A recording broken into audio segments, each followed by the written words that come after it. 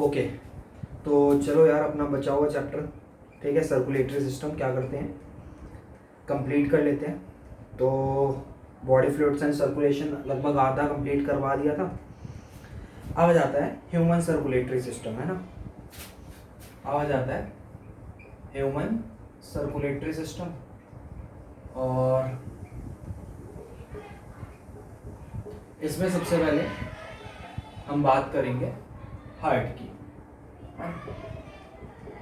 Heart की, okay. तो heart के बारे में कुछ इंपॉर्टेंट चीज़ें हैं वो आप समझ लो कि एक मीजोडर्मली डिराइव्ड ऑर्गन होता है जो कि लंग्स के बीच में प्रेजेंट होता है। मीजोडर्म 3 लेयर्स होती है ना, एक्टोडर्म, एंडोडर्म, मीजोडर्म, जिससे सारे टिश्यूज ऑर्गन्स बनते हैं हमारे बॉडी के। तो ये मीजोडर्मली डिराइव्ड होता है, ठीक है। और कहाँ प्रेजेंट होता है? लंग्स के बीच में प्रेजेंट होता है। मस्कुलर ऑर्गन होता है, चैम्बर्ड होता है, 4 चैम्बर्ड होता है हमारा हार्ट, और उसके बाद लेफ्ट की तरफ टिल्ट होता है। ये सारी बातें आपको ध्यान रखनी है, ठीक है।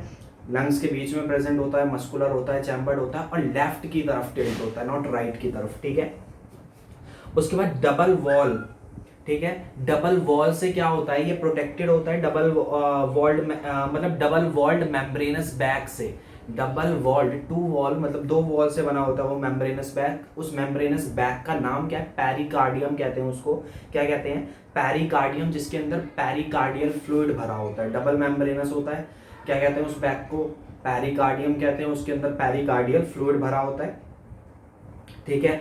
4 चैम्बर्स होते हैं हार्ट के, दैट इज 2 अपर चैम्बर्स जो कि छोटे होते हैं, और 2 लोअर चैम्बर्स जो कि बड़े होते हैं। ऊपर वाले छोटे चैम्बर्स को हम लोग ऑरिकल या एट्रियम कहते हैं, और नीचे वाले बड़े चैम्बर्स को हम लोग वेंट्रिकल कहते हैं। क्या कहते हैं? वेंट्रिकल कहते हैं, जो कि बड़े होते हैं साइज में।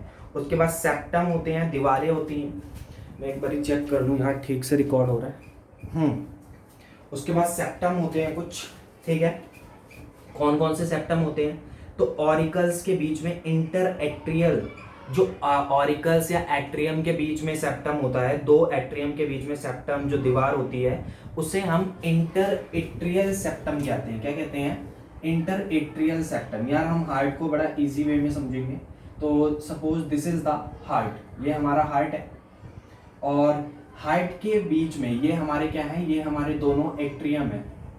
ये हमारे दोनों एट्रियम है, या जिसको ऑरिकल्स भी कहते हैं, और ये हमारे क्या है? दोनों, ये हमारे दोनों वेंट्रिकल्स हैं, ठीक है। ये हमारे दोनों वेंट्रिकल्स हैं।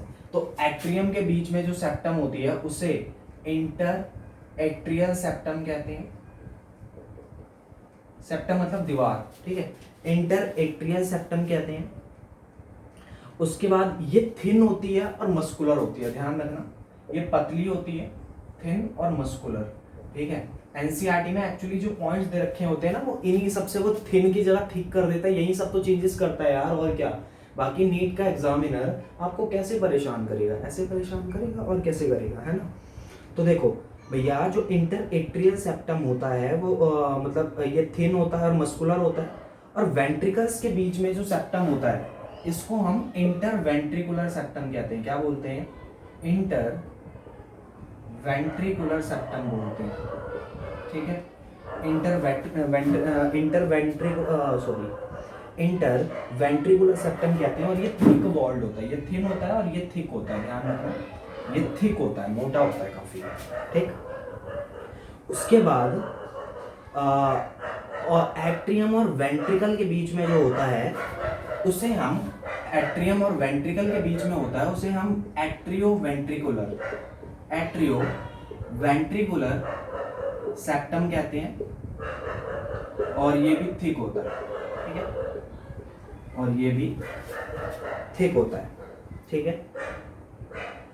मतलब थिक फाइब्रस, अगर मैं ढंग से बताऊं तो एनसीईआरटी इसे थिक फाइब्रस बोलती है, थिक फाइब्रस, ठीक है। एट्रियो वेंट्रिकुलर सेप्टम को।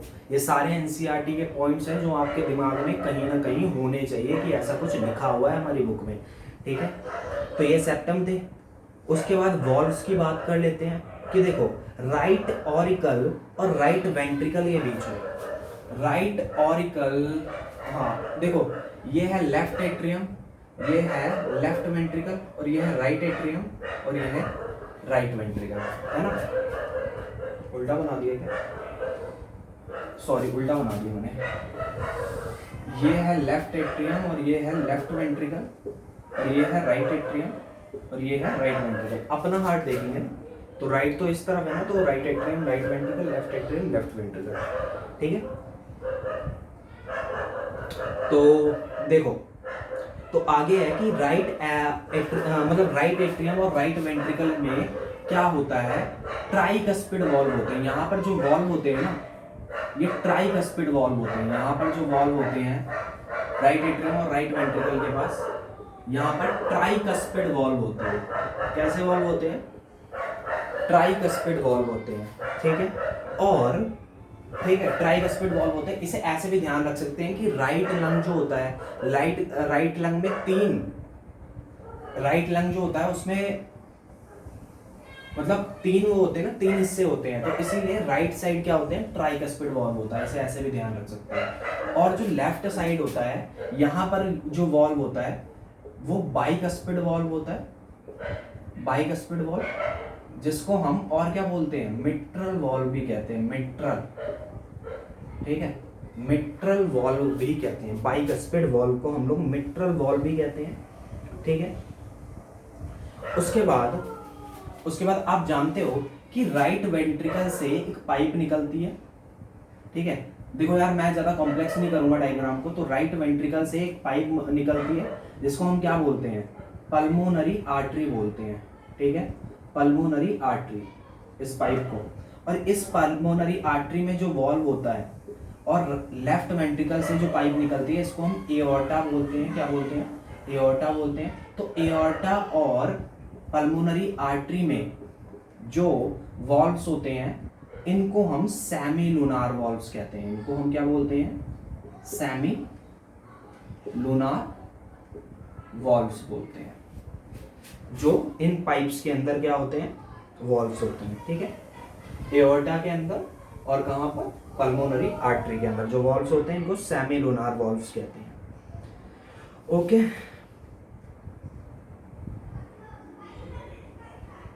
अच्छा, ये वॉल्व करते क्या हैं, ये वॉल्व ना मतलब यूनिडायरेक्शनल फ्लो ऑफ ब्लड में मदद करते हैं। ये बैकवर्ड फ्लो ऑफ ब्लड को प्रिवेंट करते हैं, ठीक है। यूनिडायरेक्शनल फ्लो में मदद करते हैं। अगर पीछे आने की कोशिश करेगा ब्लड तो नहीं आने देंगे ब्लड को। वॉल्व्स का ये काम होता है, ठीक है। उसके बाद देखो भाई, कार्डियक मसल जो होता है, वे कार्डियक मसल किस किस चीज से कंसिस्ट है। अच्छा, हमारा हार्ट मायोजेनिक भी होता है, ये भी आपको पता होना चाहिए। ऑटो एक्साइटेबल होता है, यानी कि अपने आप ही काम कर सकता है, इसे किसी के ऑर्डर की जरूरत नहीं है। मायोजेनिक हार्ट होता है हमारा, ये बात भी आपको पता होनी चाहिए, ठीक है। उसके बाद कार्डियक मसल जो है, हमारी हार्ट में कार्डियक मसल होती है। और ये कार्डियक मसल कहाँ कहाँ पर होती है, पहला तो हमारी कॉन्ट्रैक्टाइल टिश्यू में और दूसरा नोडल टिश्यू। मतलब कार्डियक मसल एक्चुअली हमारे दिल के दो हिस्से में होती है, कॉन्ट्रैक्टाइल टिश्यू जो कॉन्ट्रैक्ट करता है, रिलैक्स करता है उसमें, और नोडल टिश्यू में, ठीक है। आई होप सो आपको पता होगा, नोडल टिश्यू ही एक्चुअली ऑटो एक्साइटेबल होता है, ठीक है। तो नोडल टिश्यू को हम फर्दर डिवाइड करते हैं, दैट इज एसए नोड, जिसको हम पेस मेकर भी कहते हैं। एसए नोड को हम लोग पेस मेकर भी कहते हैं, ठीक है। उसके बाद एवी नोड, ऐसे नोड मतलब साइनो एट्रियल नोड या साइनो ऑरिकल नोड, ठीक है। ऐसे नोड जिसे हम पेस मेकर भी कहते हैं। और उसके बाद एट्रियो वेंट्रिकुलर नोड, उसके जिसे हम एवी नोड भी कहते हैं। उसके बाद एवी बंडल और पुरकिंजे फाइबर्स, ठीक है। जैसे मैं बताता हूँ आपको,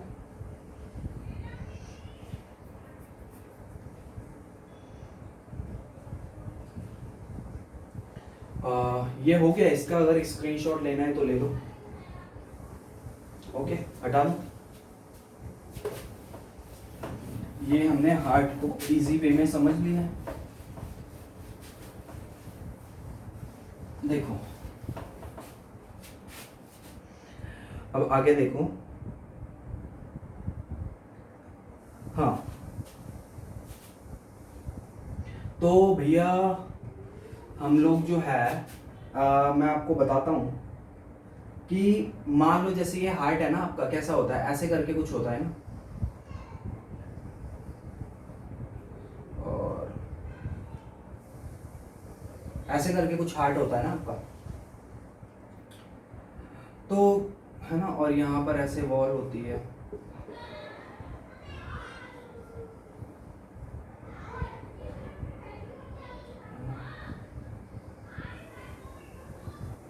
ऐसा होता है कुछ हार्ट आपका। तो ऐसे नोड जो होता है, ऐसे नोड होता है राइट अपर, मतलब राइट एट्रियम के राइट अपर कॉर्नर पर। बेटा ध्यान रखना, इसकी पोजीशन बड़ी इंपॉर्टेंट है। ये राइट अपर कॉर्नर पर होता है राइट एट्रियम के, ठीक है, right upper corner of right atrium. कौन? ऐसे नोड। ये आपका ऐसे नोड है, नोडल टिश्यू का पार्ट है ये, ठीक है, ऐसे नोड। उसके बाद एवी नोड कहाँ पर होता है? एवी नोड आपका, मैंने थोड़ा गलती कर दी, इसे थोड़ा यहाँ बना दी, यहाँ बनाना चाहिए मेरे को एक्चुअली, ठीक है, राइट अपर कॉर्नर पर होता है, यहाँ पर होता है एक्चुअली ऐसे नोड, ठीक है। और उसके बाद एवी नोड कहाँ पर होता है? एवी नोड आपका, एवी नोड एक्चुअली यहाँ पर होता है, ठीक है, यहाँ पर आपका क्या होता है? एवी नोड, ठीक है। एवी नोड एक्चुअली इस हिस्से में होता है, यहाँ पर, दैट इज कहाँ पर होता है एवी नोड? ये होता है लेफ्ट लोअर कॉर्नर पे। कहाँ पर होता है ये? Left lower corner of right atrium. इनकी पोजीशन बहुत इंपॉर्टेंट है, ठीक है, राइट एट्रियम। ये right upper corner of right atrium पे होता है, और ये left lower corner of right atrium पे होता है, ठीक है, लेफ्ट में आना और ये राइट। अब तुम कहोगे सर राइट ही लेफ्ट में है, बेटा इमेजिन करना पड़ेगा आपको, ठीक है, आपको अपना दिल यहाँ पर ऐसे करके रखना है, और फिर आपको समझ में आएगा कि हाँ यार ये थोड़ा लेफ्ट साइड है, और ये थोड़ा, ये बिल्कुल इस वाले कोने में है तो राइट साइड है, और ये इस वाले कोने में है तो लेफ्ट साइड है, left lower corner of right atrium पे है, ठीक है। उसके बाद बेटा ये नोडल टिश्यू फर्दर होता है, ये डिवाइड होता है यहाँ पर वेंट्रिकुलर सेप्टम पे, ठीक है, डिवाइड होता है, और ये वेंट्रिकुलर सेप्टम पे फिर क्या बना लेता है, मतलब एवी बंडल फॉर्म करता है, एवी बंडल फॉर्म करता है ये आगे, और ये एवी बंडल के अंदर बहुत सारे धागे धागे धागे धागे निकलते हैं, जिनको हम क्या बोलते हैं, है ना भाई, ये एवी बंडल फॉर्म करता है यहाँ से, एवी नोड से, और ये एवी बंडल जो है वो राइट एवी बंडल और लेफ्ट एवी बंडल में डिवाइड हो जाता है, और उसके बाद इसके अंदर से धागे धागे निकल जाते हैं, ठीक है, ये एवी बंडल है, और उसके बाद ये राइट एवी बंडल, और ये लेफ्ट एवी बंडल,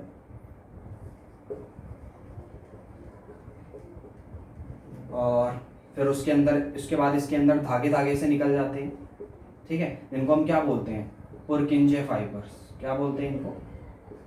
पुरकिंजे फाइबर्स। खैर आपको बस इतना, मतलब ये नोडल टिश्यू ऑफ हार्ट का डायग्राम है एक तरीके से मैं बोलूँ। आई होप सो आपको पता होगा, और आपको ये जो मैंने बताया इसमें आपको लर्न हो गया होगा। देखो भाई, ऐसे नोड जो होता है वो right upper corner of right atrium पे होता है, lower left corner of right atrium पे आपका एवी नोड होता है। उसके बाद यहाँ पर से आपके दो बंडल्स निकल रहे होते हैं, मतलब एक बंडल निकलता है जिसको एवी बंडल कहते हैं, वो बंडल डिवाइड हो जाता है जिसे हम, ठीक है, एवी बंडल डिवाइड हो जाता है राइट एवी बंडल और लेफ्ट एवी बंडल में, और इसके अंदर से बहुत बहुत सारे धागे टाइप निकलते हैं, इनको हम पुरकिंजे फाइबर्स कहते हैं। तो this is the nodal tissue part of our heart, ठीक है। दो चीज़ों से कंसिस्ट होता है हमारा हार्ट, एक तो कॉन्ट्रेक्टाइल टिश्यू और दूसरा नोडल टिश्यू। तो ये नोडल टिश्यू है, ओके, आई थिंक सो समझ में आ गया होगा, है ना।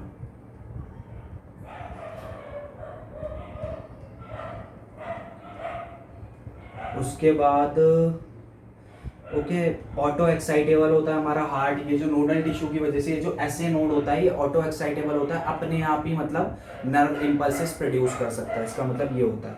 उसके बाद देखो, ऐसे नोड जो होता है वो एक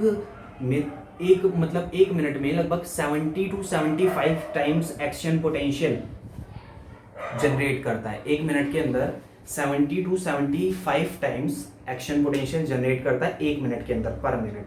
ये ऐसे नोड की मैक्सिमम एक्साइटेबिलिटी होती है, इसलिए हम कहते हैं कि हमारा ह्यूमन का हार्ट एक मिनट में 70 से 75 बारी धड़क सकता है, और ऑन एन एवरेज हम कहते हैं 72 बारी धड़कता है एक मिनट के अंदर।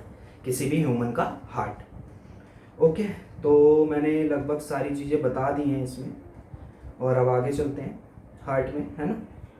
आगे चलते हैं, आता है टाइप्स ऑफ सर्कुलेशन। आगे जाता है हमारा that is types of circulation. तो टाइप्स ऑफ सर्कुलेशन में सबसे पहले आता है दैट इज डबल सर्कुलेशन, है ना। डबल सर्कुलेशन, तो डबल सर्कुलेशन देखो पल्मोनरी। तो डबल सर्कुलेशन होता क्या है? डबल सर्कुलेशन मैंने बताया था 2 बारी हार्ट को क्रॉस करता है एक साइकिल के दौरान ब्लड। तो इसी मतलब इसी को हम लोग डबल सर्कुलेशन कहते हैं। और डबल सर्कुलेशन में डीऑक्सीजनेटेड और ऑक्सीजनेटेड ब्लड मिक्स नहीं होता, ये इंपॉर्टेंट चीज़ है, ठीक है। डबल सर्कुलेशन में डीऑक्सीजनेटेड ब्लड और ऑक्सीजनेटेड ब्लड मिक्स नहीं होता, ठीक है। और डबल सर्कुलेशन के 2 पार्ट होते हैं, एक तो पल्मोनरी सर्कुलेशन होता है और एक सिस्टमिक सर्कुलेशन होता है। सिस्टमिक सर्कुलेशन देखो, पल्मोनरी सर्कुलेशन कौन सा होता है, आई होप सो आपको पिछला डायग्राम याद होगा, तो मैं आपको बताने की कोशिश करता हूँ कि देखो यार, राइट वेंट्रिकल से जो पल्मोनरी आर्टरी निकलती है, जब वो पल्मोनरी आर्टरी में धक्का देता है राइट वेंट्रिकल ब्लड को, डीऑक्सीजनेटेड ब्लड को, तो वो डीऑक्सीजनेटेड ब्लड लंग के पास जाता है पल्मोनरी आर्टरी के थ्रू, और फिर लंग के पास से वापस लेफ्ट एट्रियम में आता है, ठीक है। मैं वापस से समझाने की कोशिश करता हूं आप लोगों को। ये हमारा राइट एट्रियम है, दिस इज राइट वेंट्रिकल, ये लेफ्ट एट्रियम और ये लेफ्ट वेंट्रिकल। तो यहां से ये पल्मोनरी आर्टरी है, दिस इज पल्मोनरी आर्टरी, ये हमारी पल्मोनरी आर्टरी है। इससे डीऑक्सीजनेटेड ब्लड लंग के पास जाता है, ठीक है। और लंग से जब वापस आता है हार्ट के अंदर, तो आता है पल्मोनरी वेन के थ्रू, ठीक है। ये एक एक्सेप्शन भी है कि एक ऐसी वेन जो कि ऑक्सीजनेटेड ब्लड लेके आती है, ठीक है, ऑक्सीजनेटेड ब्लड लेके आती है। और पल्मोनरी आर्टरी एक्सेप्शन है कि ये क्या करती है, ये डीऑक्सीजनेटेड ब्लड लेके जाती है। समझ में आ रही है? डीऑक्सीजनेटेड ब्लड लेके जाती है लंग के पास, और लंग से जब ब्लड आता है वापस हार्ट में, तो वो पल्मोनरी वेन के थ्रू आता है, और कहाँ आता है, लेफ्ट एट्रियम के अंदर आता है। तो ये वाली जो साइकिल है, इसको हम बोलते हैं पल्मोनरी सर्कुलेशन। क्या बोलते हैं? Pulmonary circulation. समझ में आ गई मेरी बात? उसके बाद आई थिंक सो आप इसका स्क्रीनशॉट ले लो, तो मैं मिटा देता हूँ बोर्ड को। ओके, हटा दूं?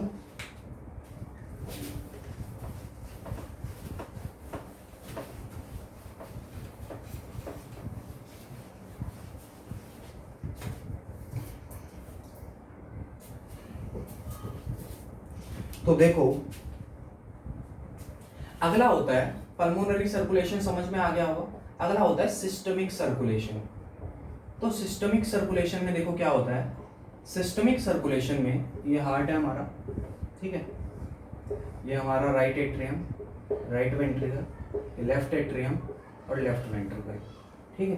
तो हार्ट जो है वो क्या करता है, वो हाँ, जो लेफ्ट वेंट्रिकल है, लेफ्ट वेंट्रिकल एओर्टा के थ्रू बॉडी टिश्यूज में क्या करता है, ब्लड भेजता है, और वो बॉडी टिश्यू के थ्रू आपकी जो वीना कावा है, 2 वीना कावा होती है, एक होती है इंफीरियर वीना कावा जो नीचे वाली बॉडी से ब्लड लेके आती है, और एक होती है सुपीरियर वीना कावा जो अपर बॉडी से ब्लड लेके आती है, ठीक है। तो एओर्टा के थ्रू ये ब्लड जाता है बॉडी टिश्यूज के पास, मतलब और डिवाइड होता है यार, आर्टरीज आर्टेरियोल्स में, ठीक है। और फिर ये मेजर वेन इंफीरियर वीना कावा और सुपीरियर वीना कावे के थ्रू वापस से डीऑक्सीजनेटेड ब्लड, ठीक है भाई, एओर्टा के थ्रू तो ऑक्सीजनेटेड ब्लड भेजा होगा ना, जबकि पल्मोनरी वीना कावा के थ्रू डीऑक्सीजनेटेड ब्लड आता है राइट एट्रियम के अंदर। तो बेटा ये वाली जो सर्कुलेशन है, ये वाला जो पाथ है, इसको हम सिस्टमिक सर्कुलेशन बोलते हैं। तो होगा ना डबल सर्कुलेशन, एक साइकिल में 2 बारी मतलब हार्ट को क्रॉस किया, इसलिए डबल सर्कुलेशन कहते हैं इसको। समझ में आ गई मेरी बात? उसके बाद बेटा एक और भी एनसीईआरटी ने जानकारी दे रखी है हेपाटिक पोर्टल सर्कुलेशन के बारे में।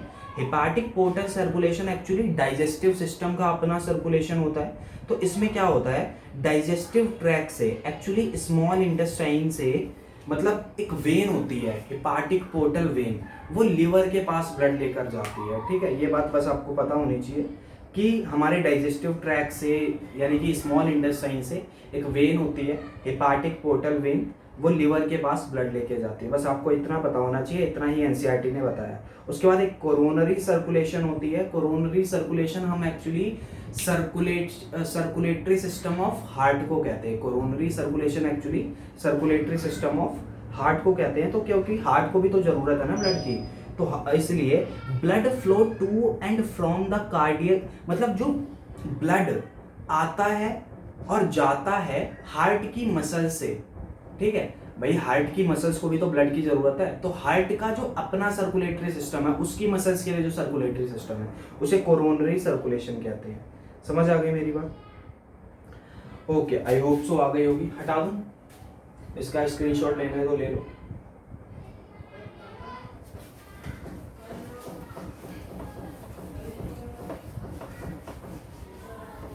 अगला टॉपिक है कार्डियक साइकिल। अगला टॉपिक है कार्डियक साइकिल। तो कार्डियक साइकिल देखो कुछ ऐसी होती है। तो इसमें क्या होता है, सबसे पहले तो इसमें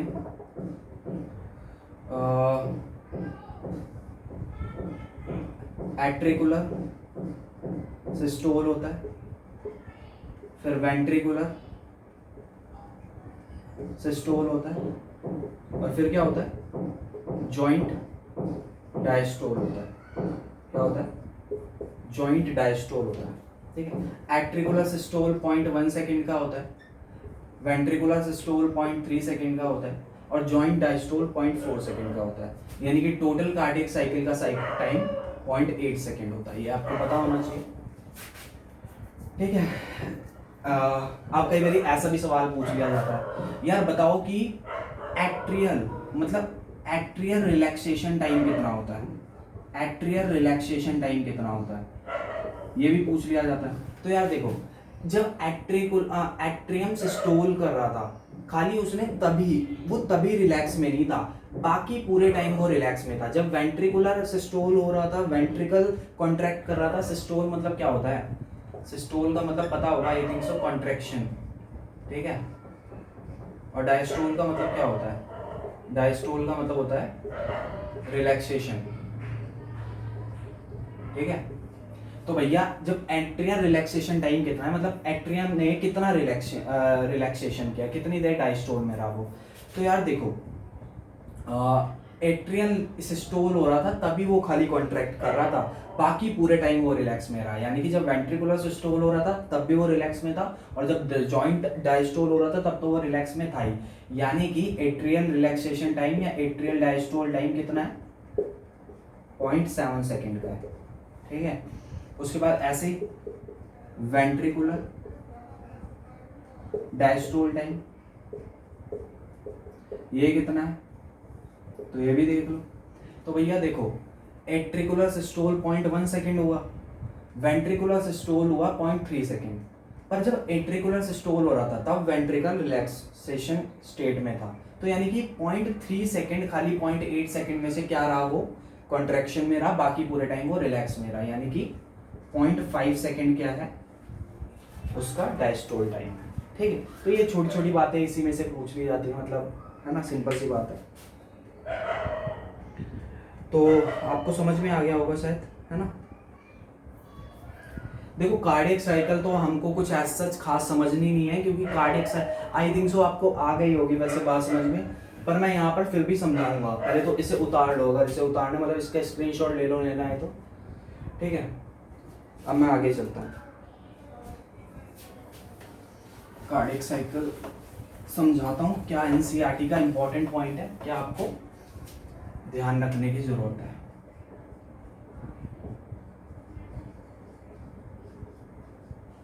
कार्डियक साइकिल देखो, तो एनसीईआरटी इसमें कहती है यार, देखो कि जो हार्ट में साइकिल चलती है, सिक्वेंशियल साइकिल चलती है हर मिनट, उसी को ही हम क्या बोल देते हैं, उसी को ही हम कार्डियक साइकिल बोल देते हैं, ठीक है। और ये हार्ट जो होता है वो हार्ट एक मिनट में 72 टाइम्स क्या करता है, 72 बीट्स प्रोड्यूस करता है एक मिनट में।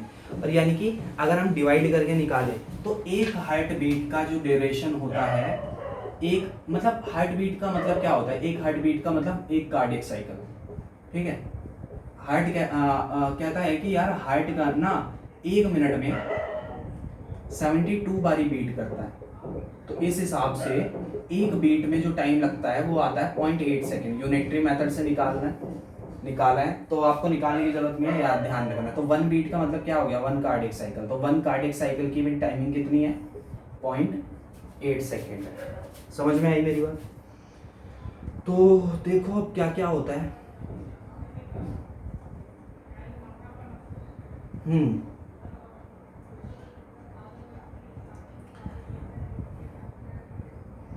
तो भैया शुरू में देखो क्या होता है, मैं बताता हूँ आपको कुछ छोटी छोटी बातें। सबसे पहले तो देखो, हटा रहा हूँ मैं, ये हटा दूँ, हटा दो। देखो कार्डियक साइकिल में क्या होता है,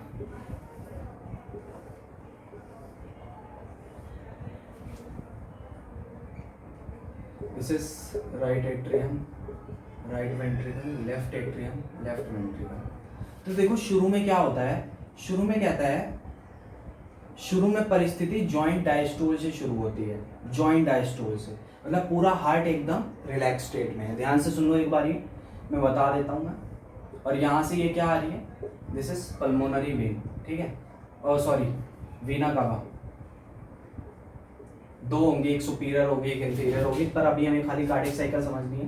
तो समझो कि वीना कावा से शुरू में माहौल कैसा है, जॉइंट डायस्टोल का माहौल है, ठीक है। तो जॉइंट डायस्टोल के माहौल में देखो क्या हो रहा है, यहाँ पर राइट एट्रियम में शुरू में ब्लड भरता जाता है, और यहाँ पर ये जो वॉल्व्स है ना, ट्राइकस्पिड वॉल्व्स, ये भी क्या है, खुले हुए हैं शुरू में। जब जॉइंट डायस्टोल का माहौल है तो ये ट्राइकस्पिड वॉल्व्स भी क्या है, ओपन है शुरू में, जिसकी वजह से राइट वेंट्रिकल भी भरता जा रहा है शुरू में, ठीक है। राइट वेंट्रिकल भी भरता जा रहा है, ट्राइकस्पिड वॉल्व खुले हुए हैं, ओके। तो ये भरता जाता है। अच्छा, कितना ब्लड राइट वेंट्रिकल के अंदर भर जाता है शुरू में, राइट वेंट्रिकल क्या, लेफ्ट एट्रियम में भी ऐसे ही होता है जब जॉइंट डायस्टोल। तो यहाँ पर क्या होती है, यहाँ पर है, जैसे सारी पाइपें बना देता हूँ, इसकी पाइप का नाम होता है पल्मोनरी आर्टरी, इसकी पाइप का नाम होता है एओर्टा, इसकी पाइप का नाम होता है पल्मोनरी वेन।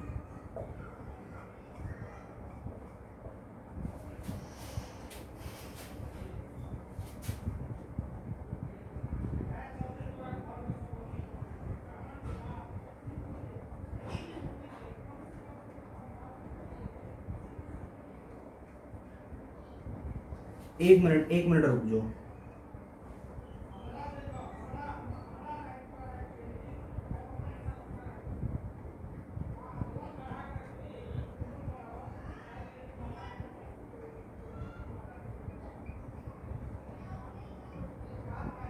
एक मिनट रुक जाओ।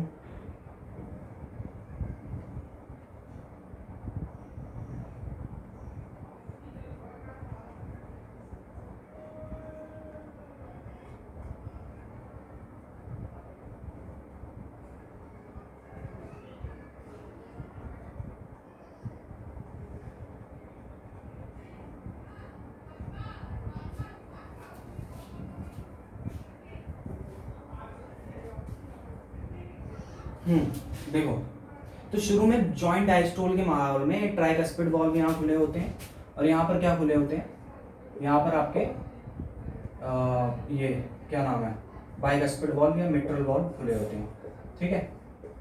बाइकस्पिड वॉल्व या मिट्रल वॉल्व खुले होते हैं।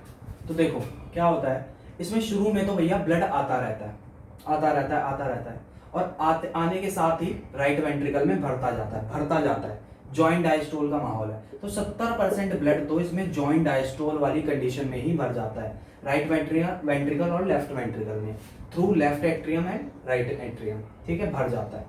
अब क्या होता है, अब होता है एट्रियल सिस्टोल, ठीक है, 70% ब्लड तो पहले ही भर गया इसके अंदर, वेंट्रिकल के अंदर। अब होता है एट्रियल सिस्टोल, एट्रियल कॉन्ट्रैक्ट करता है। क्यों एट्रियल कॉन्ट्रैक्ट करता है? क्योंकि यहाँ पर प्रेजेंट होता है एसए नोड, एसए नोड, और ये SA node action potential generate करता है, ठीक है, एक्शन पोटेंशियल जनरेट करता है। इसकी वजह से ये क्या करता है, कॉन्ट्रैक्ट करता है, दोनों कॉन्ट्रैक्ट करते हैं, जिसकी वजह से जब ये एट्रियल सिस्टोल होता है तो ये 30% वेंट्रिकुलर ब्लड को इंक्रीज कर देते हैं, यानी कि पहले 70% भरा था, अब 30% और भर जाएगा, यानी कि पूरा का पूरा वेंट्रिकल भर जाएगा, पूरा का पूरा वेंट्रिकल भर जाएगा, यानी कि 30% इंक्रीज कर देते हैं वेंट्रिकल ब्लड को, मतलब वेंट्रिकल में जो ब्लड आ रहा है, जब क्या होता है, एट्रियल सिस्टोल होता है, ठीक है। ये जो ट्राइकस्पिड और बाइकस्पिड वॉल्व है, ये शुरू में ओपन है और ये क्लोज है, बाकी सारे वॉल्व्स क्लोज है, ठीक है। एट्रियल जॉइंट डायस्टोल में भी ओपन थे और एट्रियल सिस्टोल में भी ओपन है, और ब्लड यहाँ पर 30% इंक्रीज हो गया जब एट्रियल सिस्टोल हुआ, ठीक है। तो ये होता है एट्रियल सिस्टोल में, दोनों ही क्या होते हैं, दोनों ही कॉन्ट्रैक्ट करते हैं एट्रियम एक साथ। अब क्या होता है, अब वेंट्रिकुलर सिस्टोल होता है। तो वेंट्रिकुलर सिस्टोल में क्या होता है, जब वेंट्रिकुलर सिस्टोल होता है तो भैया इस टाइम पर जो ब्लड वेंट्रिकल के अंदर भरा वो कहीं पीछे ना चला जाए, तो अब क्या होते हैं, अब ये दोनों वॉल्व बंद हो जाते हैं, अब ये दोनों वॉल्व क्या हो जाते हैं, बंद हो जाते हैं, क्लोज हो जाते हैं। बंद होने की वजह से क्या होता है, एक साउंड प्रोड्यूस होती है, दोनों ट्राइकस्पिड और बाइकस्पिड वॉल्व जब बंद होते हैं तो एक साउंड प्रोड्यूस होती है, उस साउंड को हम कहते हैं, साउंड को क्या कहते हैं, लब। उस साउंड को हम लोग क्या बोलते हैं, उस साउंड को हम लोग कहते हैं लब, ठीक है। ये पहली हर्ट साउंड होती है एक कार्डियक साइकिल के दौरान। अब वेंट्रिकल है ना, क्योंकि वो एसए नोड का एक्शन पोटेंशियल एवी नोड के पास आएगा, फिर एवी बंडल के पास जाएगा, फिर पुरकिंजे फाइबर के थ्रू पूरे हार्ट में फैल जाएगा, मतलब वेंट्रिकल में फैल जाएगा। तो अब वेंट्रिकल सिस्टोल करता है, ठीक है, वेंट्रिकल सिस्टोल करता है 0.3 सेकेंड, इसने किया था खाली 0.1 सेकेंड, फिर ये रिलैक्सेशन स्टेट में चला गया। जब इसने सिस्टोल किया तो ये दोनों रिलैक्स कर रहे हैं। अब ये सिस्टोल करते हैं, ये कॉन्ट्रैक्ट करते हैं, ये कॉन्ट्रैक्ट करेंगे तो ब्लड के का बैकवर्ड फ्लो ना हो जाए, इसीलिए ये ट्राइकस्पिड और बाइकस्पिड वॉल्व बंद हो गए, साउंड आई लब। अब क्या हुआ भाई, वेंट्रिकुलर सिस्टोल जब हुआ तो यहाँ पर ये जो सेमी लूनार वॉल्व्स थे, यहाँ पर ये जो सेमी लूनार वॉल्व्स थे ये खुल जाते हैं, एक खुल जाते हैं, खुल गए तो ब्लड भैया इनके थ्रू अपने अपने रास्ते चला जाता है, इनके थ्रू अपने अपने रास्ते चला जाता है, ठीक है। और एक वेंट्रिकल हर वेंट्रिकल, मतलब दो वेंट्रिकल है ना, तो हर वेंट्रिकल एक कार्डियक साइकिल में 70 ml ब्लड पंप करता है, 70 ml ब्लड पंप करता है। इसी को हम क्या बोलते हैं, स्ट्रोक वॉल्यूम बोलते हैं। क्या बोलते हैं इसी को हम लोग, स्ट्रोक वॉल्यूम बोलते हैं। मतलब हर कार्डियक साइकिल में वेंट्रिकल, दोनों वेंट्रिकल, भाई एक वेंट्रिकल 70 ml करता है, दोनों 140 ml कर रहे होंगे, हर वेंट्रिकल जितना ब्लड पंप करता है उसको स्ट्रोक वॉल्यूम कहते हैं, ये 70 ml होता है। समझ आ गई मेरी बात? ओके, तो सेमिलुनार वॉल्व्स चले गए, ठीक है। अब क्या हुआ, अब भैया फिर दोबारा से क्या हो गया, मतलब इनका सिस्टोल कंप्लीट हो गया, तो ये भी रिलैक्सेशन मोड में आ गए। तो ये रिलैक्सेशन मोड में आ गए तो भैया फिर से जॉइंट डायस्टोल वाली कंडीशन आ गई, फिर से जॉइंट डायस्टोल वाली कंडीशन आ गई, और जॉइंट डायस्टोल वाली कंडीशन आ गई तो भैया अब इसमें क्या है, इसमें मतलब अब जो इसमें जो ब्लड गया था उसका बैकवर्ड फ्लो ना हो जाए, इन जो पल्मोनरी आर्टरी और एओर्टा में जो ब्लड गया था अब उसका बैक फ्लो ना हो जाए, इसीलिए सेमिलुनार वॉल्व्स खट्ट से बंद हो जाते हैं एट्रियल सिस्टोल के वेंट्रिकुलर सिस्टोल के बाद में, ठीक है। क्या हो जाते हैं, फटाफट से बंद हो जाते हैं। और सेकंड साउंड आती है यहाँ पर क्या, डब। क्या आती है सेकंड साउंड, डब की आती है, तो ये एक कार्डियक साइकिल में दो आवाजें होती हैं, लब साउंड आती है due to closure of tricuspid and bicuspid valve, and dub sound आती है due to closure of semilunar valves.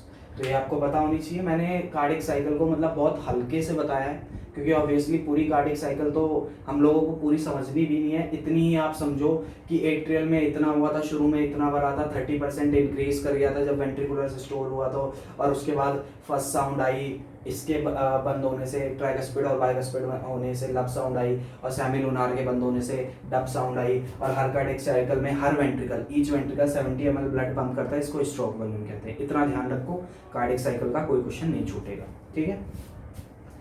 ये बात हो गई, तो हटा दूंगे, इसका स्क्रीनशॉट लेना है तो ले लो।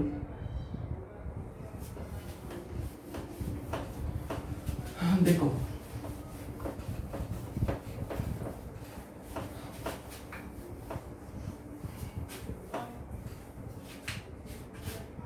है ना,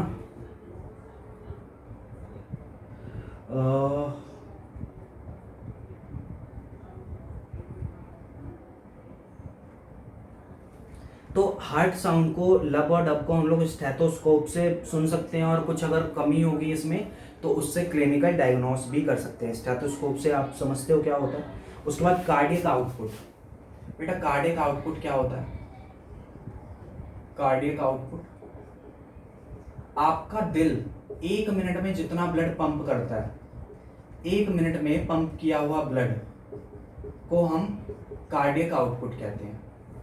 1 मिनट में पंप किए हुए ब्लड को हम लोग क्या बोलते हैं, कार्डियक आउटपुट बोलते हैं। तो ये कार्डियक आउटपुट आखिर निकलेगा कैसे, देखो भैया, एक साइकिल में जितना ब्लड पंप किया उसको हम स्ट्रोक वॉल्यूम कहते हैं, एक साइकिल में। और टोटल नंबर ऑफ साइकिल्स, अगर हम टोटल 1 मिनट का निकालेंगे ना, तो total number of cycles in 1 minute, तो ये तो बेटा हार्ट बीट के इक्वल हो जाएगी ना, ये तो आपकी हार्ट बीट के इक्वल हो जाएगी। कार्डियक साइकिल और हार्ट बीट एक ही बात है। तो स्ट्रोक वॉल्यूम को टोटल नंबर ऑफ साइकिल से मल्टीप्लाई कर दो, यानी कि हार्ट बीट से मल्टीप्लाई कर दो, तो स्ट्रोक वॉल्यूम है 70 ml और हार्ट बीट होती है ऑन एवरेज 72, तो ये आ जाता है करीब आपका 5000 ml, 5000 ml, यानी कि 5 लीटर अप्रोक्स, ठीक है।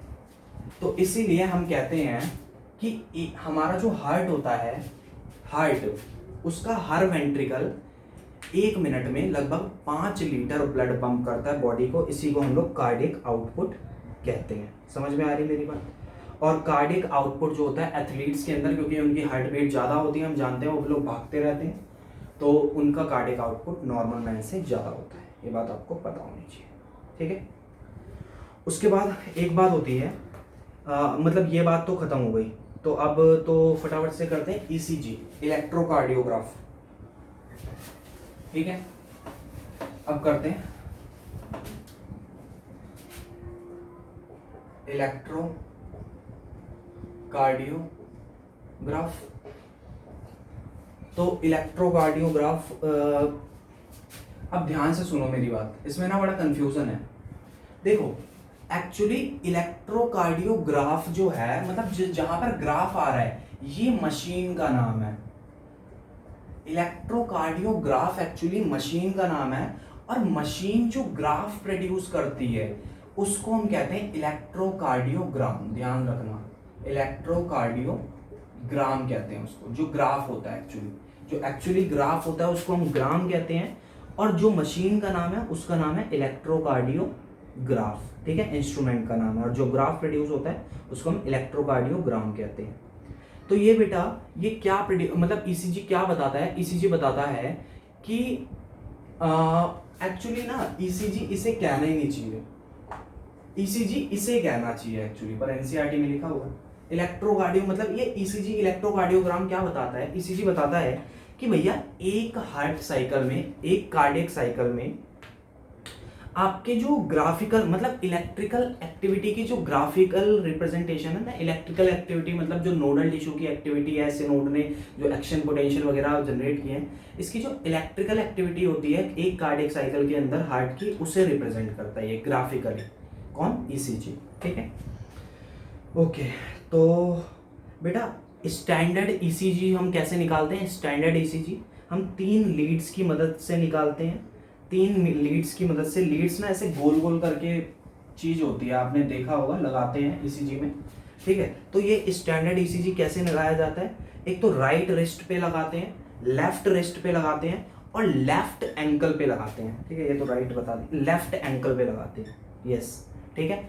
राइट रिस्ट, लेफ्ट रिस्ट और लेफ्ट एंकल, एक स्टैंडर्ड ईसीजी निकालने के लिए। और हमें और ज़्यादा मतलब तगड़ा ईसीजी निकालना है तो फिर और ज़्यादा लीड्स का यूज़ कर सकते हैं हम लोग, ठीक है। तो ये आपको पता होना चाहिए। उसके बाद भैया एक ईसीजी के अंदर 3 वेव्स होती हैं, है ना, ये आपको पता ही है।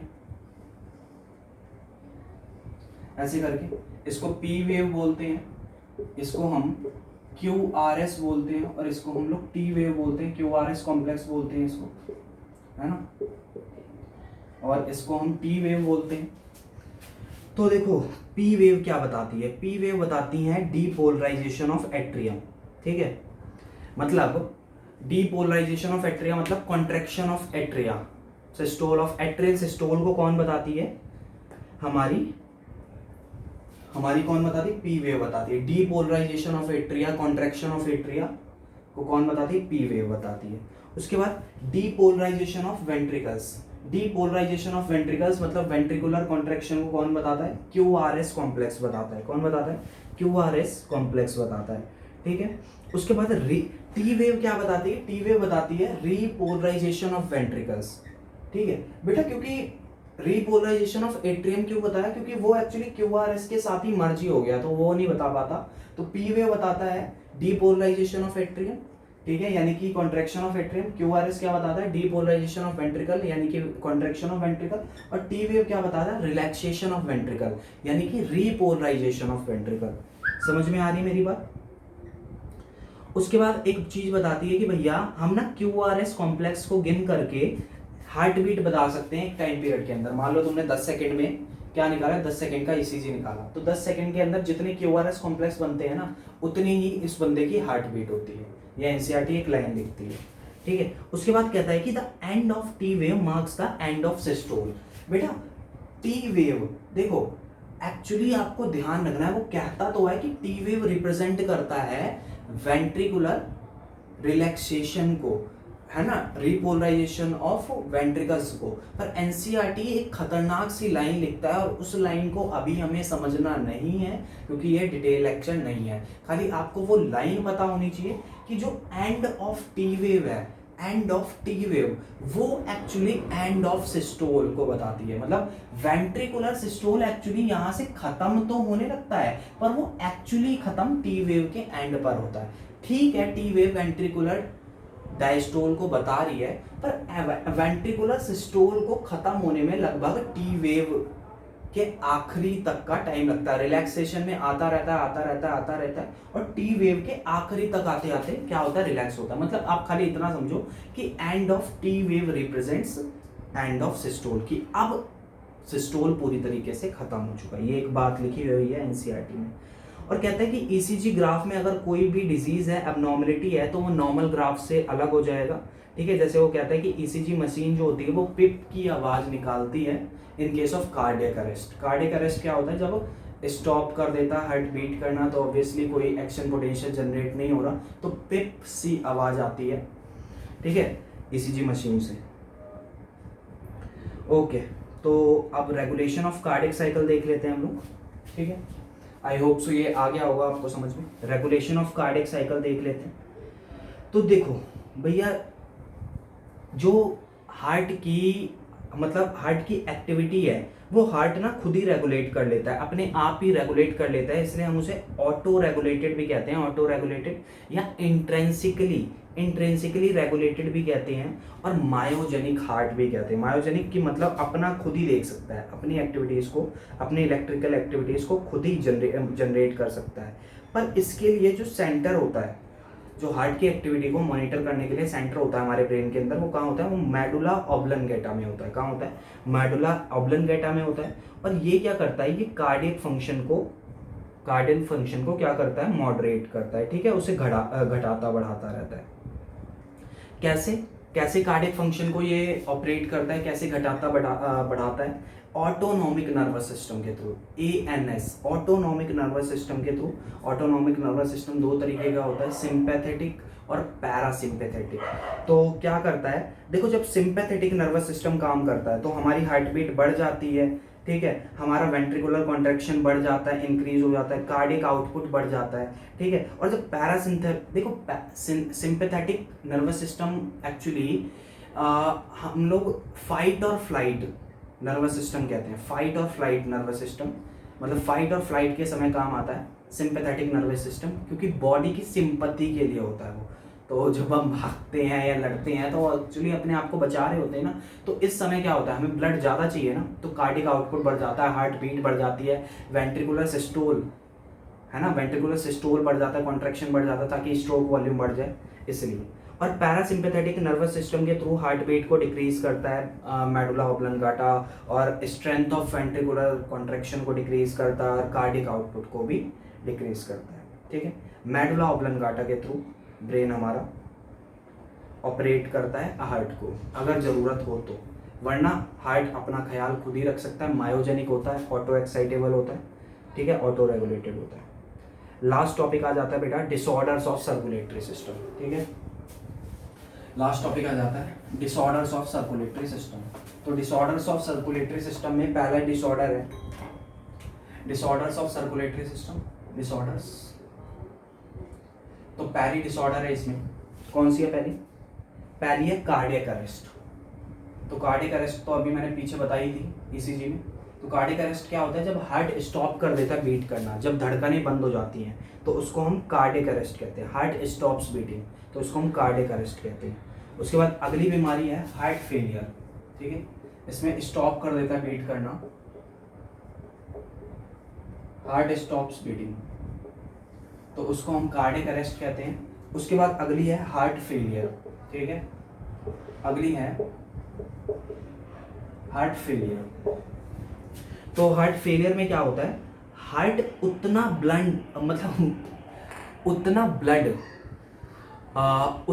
ब्लड नहीं पंप कर पाता बॉडी को जितना बॉडी को रिक्वायर है, ठीक है, मतलब इफेक्टिवली ब्लड को पंप नहीं कर पा रहा हार्ट जितना कि मतलब रिक्वायर है। मतलब ब्लंडर हो गया मतलब ब्लड बोलना चाह रहा था, सुनो मेरी बात, मतलब क्या कह रहा हूं मैं, हार्ट उतना ब्लड पंप नहीं कर पाता बॉडी को जितना कि बॉडी को रिक्वायर है, इफेक्टिवली ब्लड नहीं पंप कर पाता। किस केस में, इसको हम हार्ट फेलियर कहते हैं, मतलब इसी केस को हम लोग हार्ट फेलियर कहते हैं। उसके बाद आती है CAD, ठीक है, CAD, या जिसको हम एथीरोस्क्लेरोसिस भी बोलते हैं, ठीक है, एथीरोस्क्लेरोसिस भी बोलते हैं इसे, CAD यानी कि कोरोनरी आर्टरी डिजीज भी कहते हैं इसे हम लोग, कोरोनरी आर्टरी डिजीज। इसमें क्या होता है, कई बार कैल्शियम, फैट्स, कोलेस्ट्रॉल जो होता है हमारी जो ब्लड वेसल्स हैं उसमें जमा हो जाता है, ठीक है। हमारी जो कोरोनरी ब्लड वेसल्स होती हैं हार्ट की, उसमें क्या होता है ना, तभी CAD कोरोनरी आर्टरी डिजीज कहते हैं। जो आर्टरी होती है ब्लड मतलब हार्ट की, उसमें फैट, कैल्शियम, कोलेस्ट्रॉल वगैरह इकट्ठा हो जाता है, जिसकी वजह से ब्लड को मतलब हार्ट को ब्लड मिलने में दिक्कत आने लगती है। इसको हम CAD या एथीरोस्क्लेरोसिस बोलते हैं, ठीक है। उसके बाद हाई ब्लड प्रेशर क्या होता है, हाई ब्लड प्रेशर होता है repeated checks of blood pressure, मतलब जब ना देखो नॉर्मल ब्लड प्रेशर होता है 120/80, this is the systolic pressure और ये डायस्टोलिक है, ठीक है। तो देखो यार 120/80 होता है हाँ नॉर्मल प्रेशर, अगर इससे ज्यादा है तो दोनों ज्यादा होने चाहिए, यानी कि 140/90।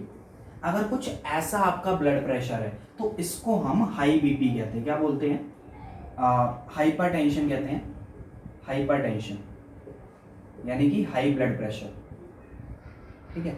ध्यान रखना कि 140/90 होना चाहिए, 140/80 मतलब ऊपर वाला भी बढ़ना चाहिए और नीचे वाला भी बढ़ना चाहिए। अगर नीचे वाला नहीं बढ़ रहा तो हम उसको क्या नहीं बोलेंगे, हाई BP नहीं बोलेंगे। समझ में आ रही है, 140/90 होना चाहिए, किसमें 140/90 या इससे ज़्यादा, या इससे ज़्यादा, मतलब दोनों बढ़ने चाहिए हाई बीपी में। ऐसा नहीं कि 140 ऊपर है और नीचे तो 80 है, इस केस को हम हाई बीपी का केस नहीं बोलेंगे। समझ में आ रही है मेरी बात? ये क्योंकि एक स्टेटमेंट आई हुई है, इस पे बेस एक क्वेश्चन है, ठीक है। आप देखोगे प्रीवियस ईयर लगाओगे तो पता लग जाएगा। उसके बाद अगली बीमारी है एंजीना पेक्टोरिस, जिसे हम एक्यूट चेस्ट पेन भी कहते हैं, एंजीना पेक्टोरिस। इसमें क्या होता है, इसमें ना, अच्छा मैंने ना एक, हाँ, इसमें क्या होता है कि हार्ट मसल्स को ज़्यादा ऑक्सीजन नहीं मिल पाती, ज़्यादा ऑक्सीजन नहीं मिल पाती, जिसकी वजह से क्या होता है, हार्ट को ज़्यादा ऑक्सीजन मिल नहीं पा रही, जिसकी वजह से हार्ट को काम करने में दिक्कत हो रही है। तो इसी को ही हम लोग क्या बोलते हैं, इसी को ही हम लोग कौन सी बीमारी है ये, 5वीं है ना, मतलब एक्यूट चेस्ट पेन या फिर एंजीना पेक्टोरिस बोलते हैं। क्या बोलते हैं? एंजीना पेक्टोरिस बोलते हैं, ठीक है।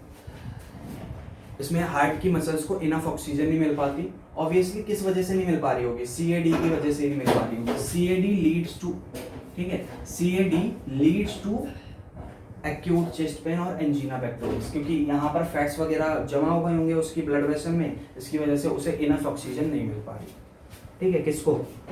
उसी बंदे को, ठीक है। इसको हम मतलब सीएडी की वजह से एंजीना पेक्टोरिस हो सकता है। उसके बाद आता है हार्ट अटैक, ठीक है, कि अगर कहता है हार्ट अटैक क्या होता है कि suddenly damaged by an inadequate, मतलब अगर मान लो इनफ ऑक्सीजन नहीं मिल पा रहा तो हार्ट अटैक भी आ जाएगा, ठीक है। हार्ट अटैक क्या होता है बेटा? हार्ट अटैक में इनफ ऑक्सीजन नहीं मिलता, इनफ ऑक्सीजन नहीं मिलता हार्ट मसल को जितना कि उसे चाहिए, जितना कि उसे चाहिए। एंजीना पेक्टोरिस में क्या होता है, ऑक्सीजन सप्लाई घट जाती है पर हार्ट धड़कता रहता है, ठीक है। हार्ट अटैक में क्या होता है कि उतना ऑक्सीजन नहीं मिलता जिस हार्ट की मसल्स को, इसकी वजह से हार्ट मसल डैमेज हो जाती है, इसकी वजह से हार्ट मसल क्या हो जाती है? डैमेज हो जाती है, ठीक है। इसको हम हार्ट अटैक बोलते हैं बेटा। कार्डियक अरेस्ट, बीट करना ही बंद कर गया, हार्ट फेलियर, उतना ब्लड नहीं पंप कर पा रहा जितना करना चाहिए। हार्ट अटैक, इनफ ऑक्सीजन नहीं मिल पा रही जिसकी वजह से जो मसल्स हैं हार्ट की वो डैमेज हो गई हैं, ठीक है बेटा। एथेरोस्क्लेरोसिस या सीएडी की वजह से एक्यूट चेस्ट पेन या एंजीना पेक्टोरिस होगा, और एंजीना पेक्टोरिस के वजह से हार्ट अटैक होगा। तो मतलब ये तीनों एक दूसरे से क्या है, जुड़े हुए हैं, लीड्स टू हार्ट अटैक, ठीक है। तो इसी के साथ आपका body fluids and circulation chapter complete होता है। Thank you so much.